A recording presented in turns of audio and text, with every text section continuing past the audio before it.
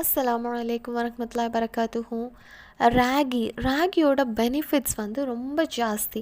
Rich in protein, அப்புறமா டயபெட்டிஸ்க்கு help பண்ணும், fibre இருக்குது, ஹேர் க்ரோத் பண்ணும், ஸ்கின்னுக்கு, இது எல்லாத்துக்குமே நம்மளை வந்து நல்லா ஹெல்ப் பண்ணும்.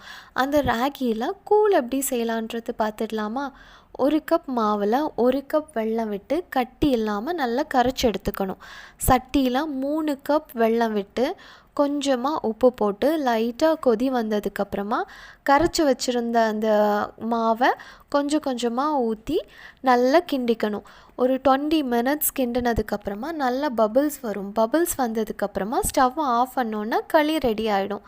கூழ் வைக்கிறதுக்கு மோர் அல்லது தயிர் போட்டு மிக்ஸ் பண்ணி கொஞ்சம் சின்ன உள்ளி, பச்சை மாங்காய் போட்டு அது கூட சுண்டைக்காய் வடகம் வச்சு சாப்பிட்டோன்னா நல்ல டேஸ்டியான ராகி கூழ் ரெடி.